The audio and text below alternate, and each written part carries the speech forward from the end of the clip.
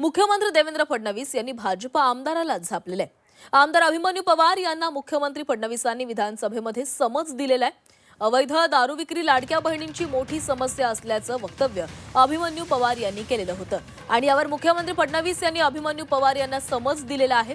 लाडक्या बहिणींच्या विरोधात जाऊ नका, प्रत्येक गोष्टीत लाडक्या बहिणींना आणू नका, अन्यथा घरी बसावं लागेल अशा शब्दांमध्ये फडणवीसांनी अभिमन्यू पवारांना समज दिलाय।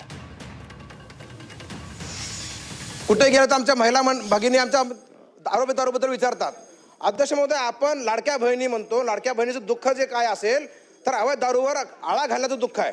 अध्यक्ष महोदय दुरुस्ती करण्याची आवश्यकता आहे। आपण बैठक घेतली, आपण निर्देश दिले एक्साइज डिपार्टमेंटला, फूड अँड ड्रग्सला, होम डिपार्टमेंटला। आपण अध्यक्षांनी निर्देश देऊन सुद्धा काय होत नसेल अध्यक्ष महोदय तर हे चिंतेचा विषय अध्यक्ष महोदय आपण निर्देश दिलेले आहेत तरी काय होत नाही, हा चिंतेचा विषय अध्यक्ष महोदय, चिंतेचा विषय आहे। पुन्हा सदस्यांना सांगतो, प्रत्येक गोष्टीत लाडकी बहीण आणू नका, लाडक्या बहिणीच्या विरोधात जाऊ नका, घरी बसावं लागेल।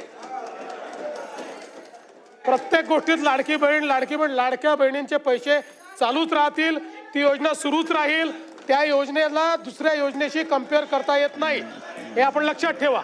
दुसरं, माननीय अध्यक्ष महोदय, आपण जर काही निर्देश दिले असतील आणि त्याची अंमलबजावणी झाली नसेल तर तात्काळ ती करण्यात येईल।